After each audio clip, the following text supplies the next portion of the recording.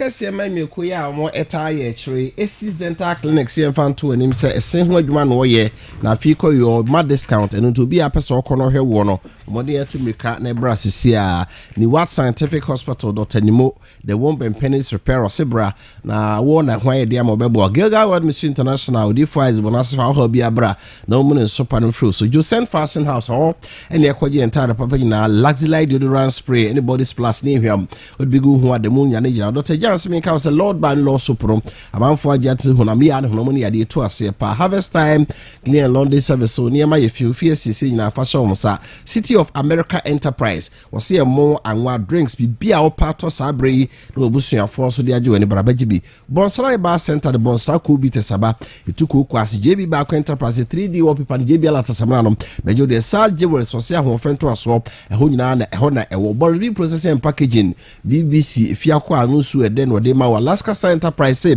3D wallpapers ne curtain blinds nyina no bejo de Club for Jesus Ventures mfoni a wotwa no obeye ne kese ama Celal Deco and Kitchen Service wedding party engagement outdoor na oya fa be down Finger of God Special Herbal Center ya de no ehunam huhum fam de nyina to ase Favor Natural FKC STD enemu ya de do tatahwe no wo de bi aba edwaso afi yentie kasebo no enchiremu Enradwedi bi akoso ewo enkra kropon mu fa ekwane ya Ghana adwimdie ne proye yepese de sie ne so na yitu ase ya anti-corruption action plan ya twenti afre no nakap eno na opa hontoma ewo nkra kropon mu na adwedi na omampeni na adanko akufu adokwa kasa ase a na asemo de tu dwa etia wone se ebinom oka se NPP abenya obedi so obeye mfie nson enie no se de oka se na breso adwimdie ne proye so no wentimi afa anya adwuma emo ba no dream de no prayer dokoro ama aban no se no koboa na eno na no amampani gira paso no kire mu se wo mo ka sa asem no ye no kore ono mo so nya adwen fi se oba dream de no prayer no ene ma wo de asisi wo no kire sa ampa opeso oko etia na empu kire mu se silabrada pa osoafo ahudie ho nsem so a na se no nsem ba ya mampani ama no akotena fie na sabre special prosecutor ye no mu nhwemu no ni nyina di adanse se ampa oko etia dream de no prayer do mo ka sa bay ba ye no sa de ni hia no e no tutu sa no wo mo enim de wo mo ka e wo memu ensem wa mampani de tu dwa no ebi eni.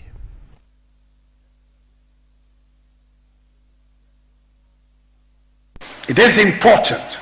for the rule of law that the public institutions responsible for the detection, prosecution and the punishment of corruption, i.e. of crime, be accorded respect until their own conduct is impeached. If that respect is not prima facie accorded, the foundations of orderly government can be easily subverted to the loss and pain of each one of us. That alleged act of corruption leveled against any of my appointees has been investigated by independent bodies such as SHRAG, 93.7, Criminal Investigation Department of the Police, and in some cases by Parliament itself. It is not my job to clear or convict any person accused of wrongdoing or of engaging in acts of wrongdoing, despite the effort of some to tag me as a clearing agent. That is the job of the courts and the law enforcement agencies. My job is to act on allegations of corruption by referring the issue or issues to the proper investigative agencies for the relevant inquiry and action.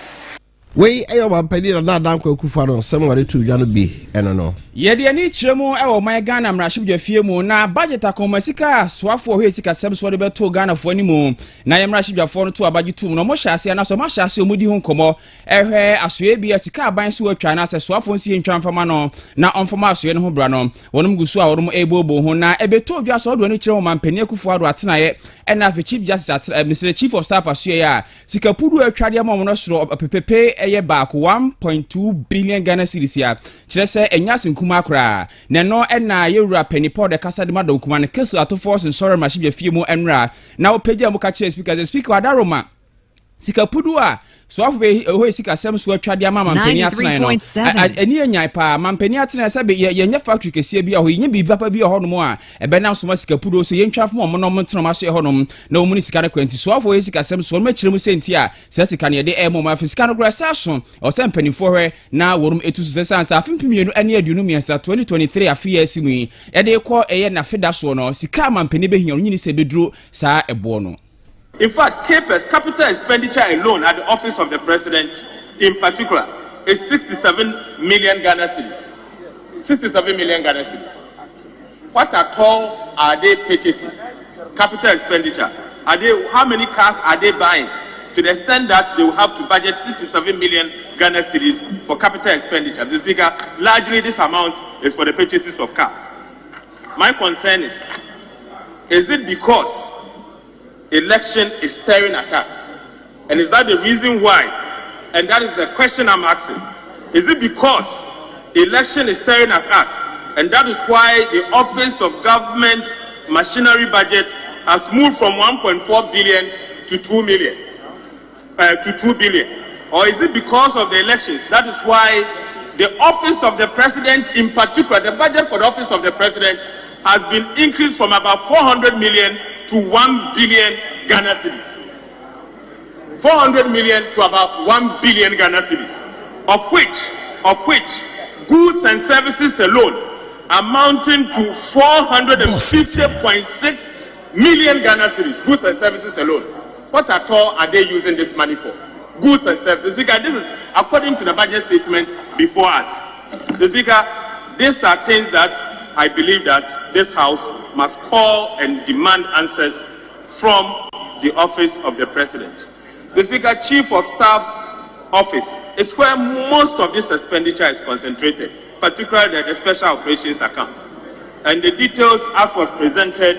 by the Office of the President in the document that were submitted to the Finance Committee, the Speaker, is something that we should all be worried about.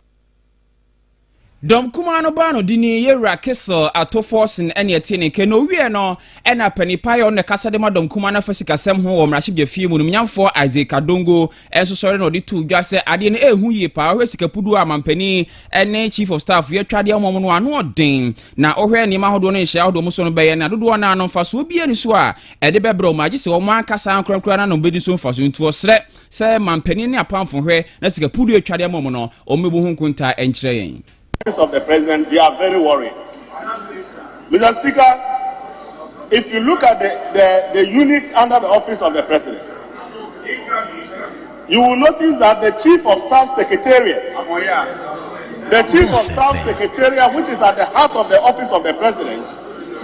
is very reckless in government expenditure. Mr. Speaker,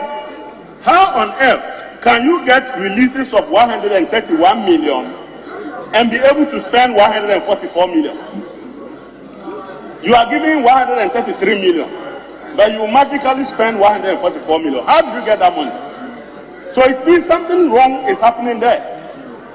That the office or the chief of staff is able to make expenditures irrespective of whether you make releases to the office or not.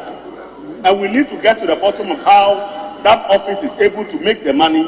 to spend when it has not even released those money. Said that when we release 131, we expect you to spend 131 million, you spend 144 million, and we don't know where you get that money from. Mr. Speaker, you can look at the Cabinet Secretariat. The Cabinet Secretariat had a budget of 4.5 million, and by September, we are not even at the end of the year, by September, the Office of the President is not part of our budget. And for them, they spend as they wish. They don't care about appropriation, and all they are doing is spending money that you don't know how they got it.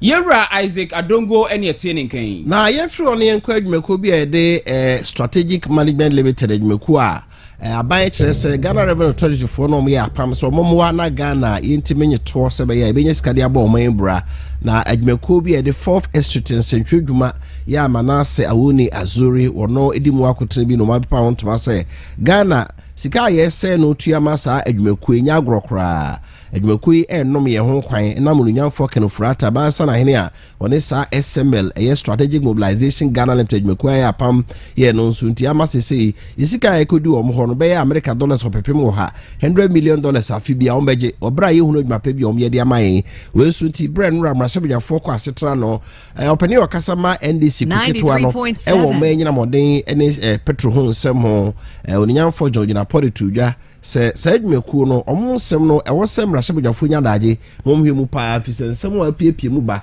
ene sika se yese no wo mo ho bra ye hunu adwuma bi om ye mayen no se ahwe ne entu na montem a da chen de how kase na ebebre Ghana man oninyamfo Kwame Agboza say na ode eto edwa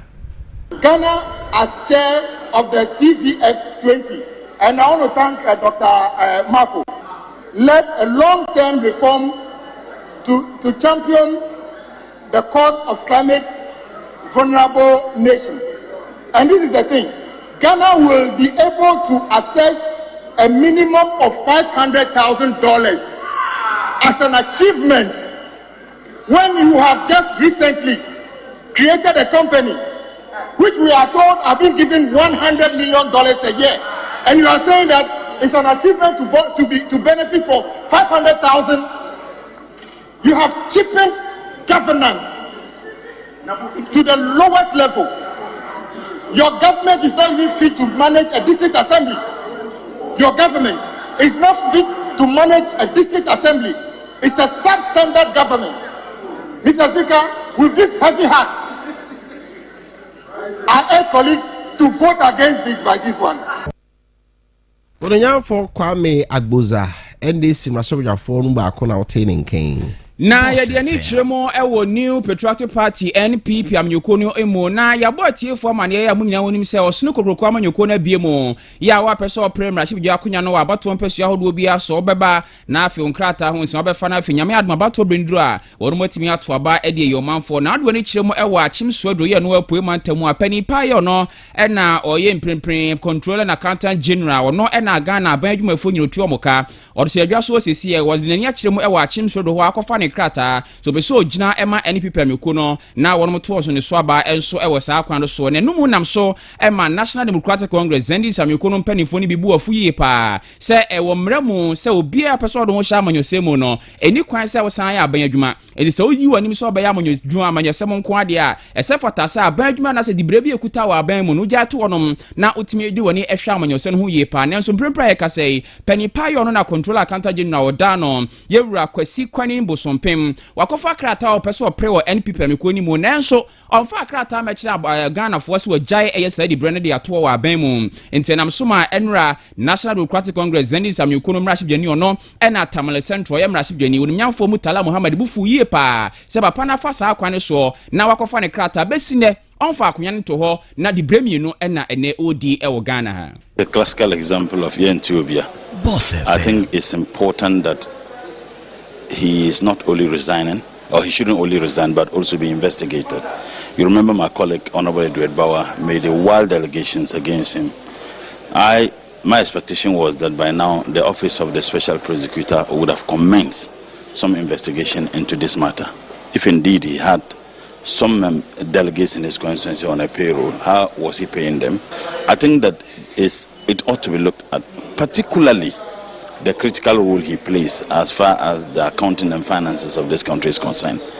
The salary of every public officer is managed and controlled by him.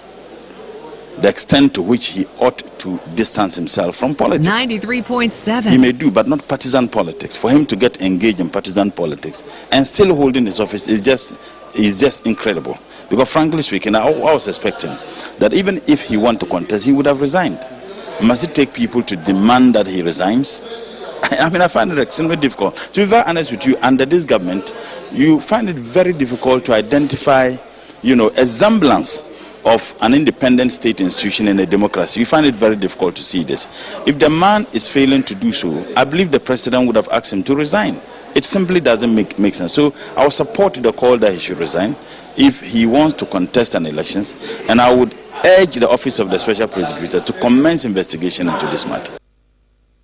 Tamale Central Mrashibujeni Unyamfo Mutala Muhammad Enna Yetini Keno Wieno Enna Onuya NDC Mrashibujeni Ewo South Deya Batuampes Yasono Donkumano Kasa Demo no Famra Hunsemho Yewra Roxin Dafia Mapo Enso di 2 Jasewe Emra Yamamra Constitution de ato so bia betima ya manyosem de nenso o wa abanjuma na so ya abanjuma kwa de enyi ni pefe se be se ya manyoso be sa de no a Judge Brento na fo ni kira manyosem so na papa ekura gwanwa se besine oda so anso etina dwamu se controller e de ma ban. And we need to, as a people, we need to look at our governance structure. We need to revisit the ethos and the spirits 93.7 that underpin our constitution and constitutional governance process. You are the Accountant General of the Republic of Ghana. If you decide to engage in partisan politics, then you need to exit from office, because the constitution is not saying don't engage in politics, but it says that if you are a public servant, don't engage in partisan politics. So once you decide to engage in partisan politics, then you must leave that space for persons who want to be non-partisan, non-politically aligned, to occupy the space and serve the people. In addition to the Accountant General, all these who are now regarded as public servants and who have gone on to become parliamentary candidates for the New Patriotic Party in the various constituencies ought to be resigning.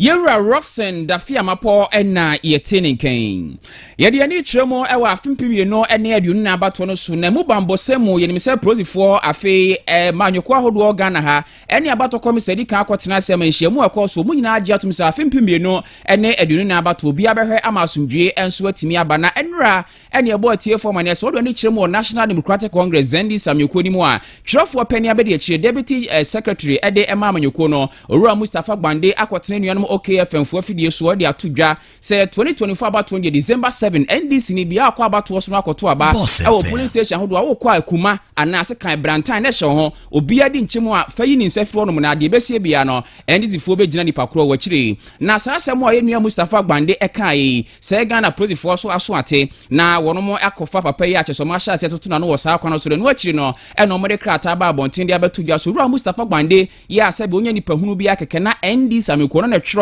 ede mom na saa asem efi nanu mu abade a ene ombe mom ni ada ho ye pa no mo fa saa kwa no so de atudwa se asotwe bi asefata bi aso so omde ma no no wonom Ghana police for de be fa mra kwa so na omde ama na fe won so aye wadwen se bi asa asem papa yi kan wa fa na nibre so na okoto aba NDC ni o de se kan na kuma be hye ho ana asem ikro papa yi kan ama NPP for so mo bu afu se mo so mo kwa ne mo so de kuma be hye mo na de be si asiedi a wonom police for ne bambofo akai aye rado ana se o ma ye krado a wonom twem mo se dani duru na wa wuni mo na ode mra be so mo kire wo a sene Ghana mran sene fata no saa so na won ebedi wo amabato no ayasundwi kaseboy wutie e o boss 93.7 FM so e o kuma for entoko animo na nese fata senka mansan kuba tani nkrabata hwe bambo ho nsem so to aba no mode hwe se kunu beja nenso omo asa atwentwen so abato yi omo yi ni predo saa na no brada no omo ye so omo koto aba na ba omo to no nyina se Israel fo mfatu ni akodi no fom kakra na omo nya kwan fa enema nkosom Palestinian fo ati Gaza ha omo akọ ahokyere ene ahunhia mu no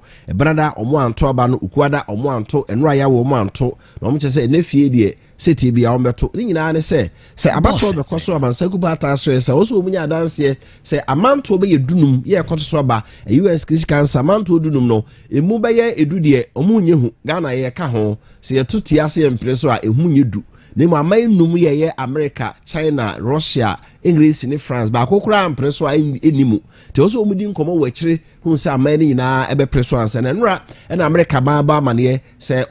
omone amansaku bata mpanifo be ya adwen se Israel for home to kwanso kakra no munya kwan na ekomo ya komo ekum nipa ewo Gaza horo nya agro nya kwan fa ne man komo omunti America man atiase enedai ometo saa ba no amansaku bata so ye ho na omo ahwese obeka bibi a kire Israel se over to ngu from be na wotwe na afi umunya kwan fa ne ma enkoso manfo Iran man abamane se omo ede petrol ene diesel egu tank mu a omo de ba Egypt ahye so na so omo to obai na se nya di mudi a na omo wuram akọ Gaza ho na afi Palestinian fo asese omanfo nya nsuo kura ohuro manim ebi sɛ nsuo kanea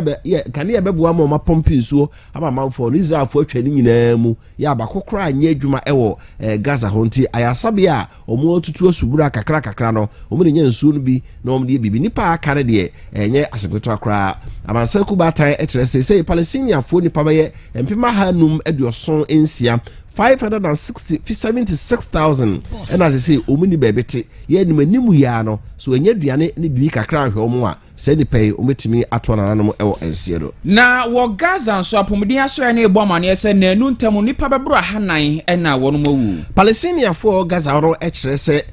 efri enano ukuada eba no atopa ya Israel fo jai ede egu Gaza hono omoto bebredi nanso de omoto no nansen no emu odupa atopa ye no ba ko £2,000 ya kire se etofo a etimi pai ema etwa ne ho kanku be brofokwansin efa ya kire bibie wona kwan mu no wo sese ni nyina krakrakrakra nti ena kakra ni se na omma ohomne so no eno ena aka ho bi amasese nipa ahro nkwa na enu ntemu ewo Gaza hono omo adoso sa ye nkonta Palestinian fo buo na omo de atodwa sese ekire se efiri beye October abosom de tosonso a Israel fo swai ekon ewo wonso no Palestinian ma na de hia ahro nkwa ewo entokwai emu no sese eduru empim aduonu ene aduonum so 20,057 ya omo a omo nso aprepra ewo entokwai mu no omo atwamu enipa beye empim aduonu miensa 53,000 na no so Israel fo nyenya ye nti da bia no enipa beka ho ya enura kora no Palestinian for mpenifo aba amane se omo akwa kunu Israel Palestinian ma na de hie bia omo eye adwuma omo ya doeku omo aba omo bua Palestinian for a ka topa ye no to bi omo pra na omo afọ omo akwa ya sabia wo Palestinian na for fam Korea de Rafa ewo Gaza ho ya so Israel fo ja atopa ya to so a sa volunteer workers wakumu mu miensa na afoforo so eka ho no wo mo nso prepare ewo mu so wo free ho na abesen ko Israel ma na famu a we de Palestinian fo hu omo ka na de Israel fo so eka ne se ese ntokwa no omo ma ano aye den de etia Hamas fo kopim se omo ankasa be ma ho so sa fe de omo ntumi nku bio na omo ye saade a ene omo nso ene omo tra so bio na no nso no Israel fo so mfa na hogono so nra so Israel soja fo mienu abrante ba ko a wanya mfie dunu ba ko Lieutenant Shai Ayeli wono nso ato saran so ena ba ko fe Sergeant Major Taishua ono so ye mfie duasa ba ko wono nso ato achese nra so Israel soja fo mienu ena ewu aka ho afi ko Palestinian fo afem nso a Israel for say can Unis groupon no a wogide se ho ene ye Hamas for command center be bi omo asojafo na makofo mpanifo tie na omo kire Hamas akofo be bi omo nye no omatime hunu asase ase underground tunnels a omo tutu utimi fam ko be bia na omo nam Gaza groupon no asesa ko be bi omo pe Israel for say omo akwa ko hunu be bia Palestinian fuku Hamas ompanimpa ye fe ne yayasenwa otie enye yayasenwa enko penifo ya aka ya kan ho hisma hani ya ono kra ne sei no woni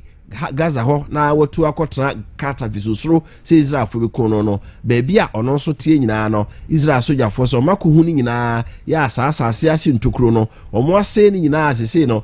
Palestinian fo ku ni sibi kra ka asase na se a omo ntumi mpie ometumi pie kra nso a ekwane omefa so no manante asase na se de kane na tie no ente bi se de o ya underground tunnels no ntumi tika nyina afam ya che nyani pa de nante ase keke o ka timi fa asase na se saa ma be bia obeso okuru bia no ompeso omko omchese sa command center edema Hamas fui penifo ye yayasenwa Ismail Haniya enafi Mohammed Dif sa penifo mi ense nyina no eho eno omhye omo ase ni nyina na kode a omo ye free ho no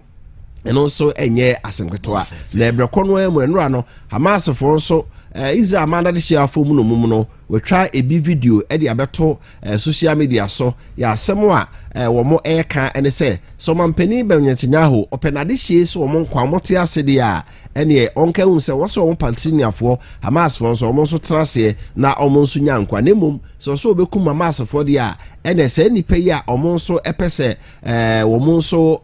ensaka omo no mo nsanka omo brofo Hamas for kan no was they try to keep them alive but Netanyahu insisted on killing them asem wo kan say wo mo Hamas for de ko mo pese kasa Israel for yi omo trans nyankwa na eso de Netanyahu ye na kire say opese okum wo mo nti wo mo de wei asase e kire Israel for say o ma de hye no afo mu no mum no say Israel for ahwe yi a ene obekum mu nyina awie ansana say Israel for kra beba won so a won so etimi aba won so na weda so Gaza ho no so ebeto odwa say enra Hamas akodom no to pae o mudu omani kire mu e wo Israel asase so Israel for botae ne say o mesay Hamas fo ahoden na nka daachi bia no so mu firi okra no a wo mu ntumi enya ahoden emma won so bio nanso omu na say Israel for no kopie krofoforo bi so na woni Hamas fo de bo ani a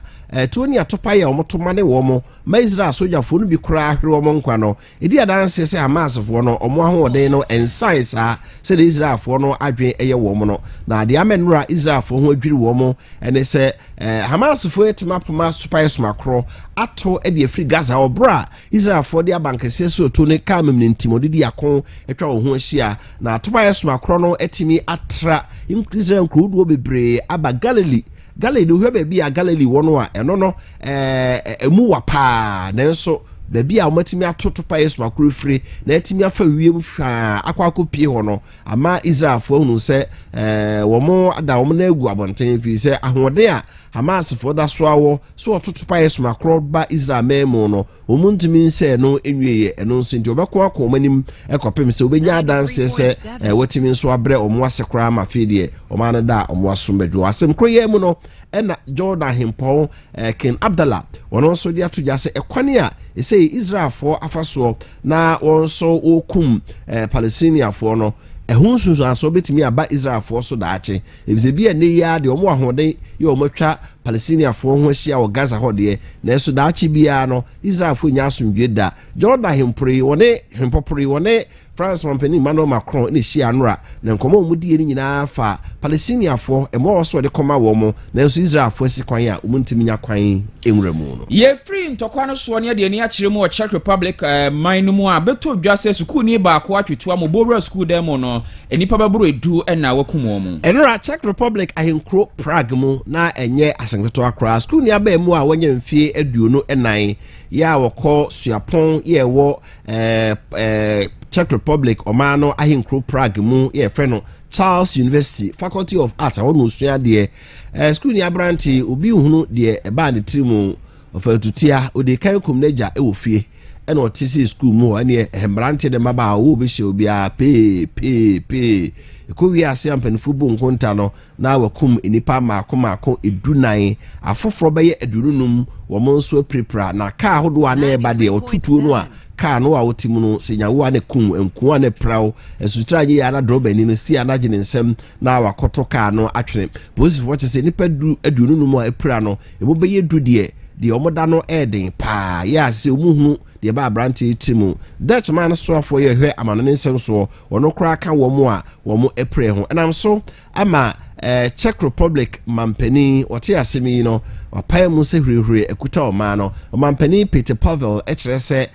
ene edeko ochena ye busumi de toso aduonu enso aduonu miensa no o ma no fa na enu nyina enyam wade hye no nsi o ma no franka etrase ebi se aboni abrantie die no omunim adwenkura ba ne trimu ya sabo be hwemu se onu obi na wasem ana se eduboni bi ne fa ne trimu a na so ma no kudi sa aboni so a o mahunu kwane a o mede befa so na afi o ma no mbran so ene no edie America memo so ya de tansa na sakwadu eyan bibi osini bi kom se wakum bibi ni bi na beto dwa se enya de odifo abro America memo a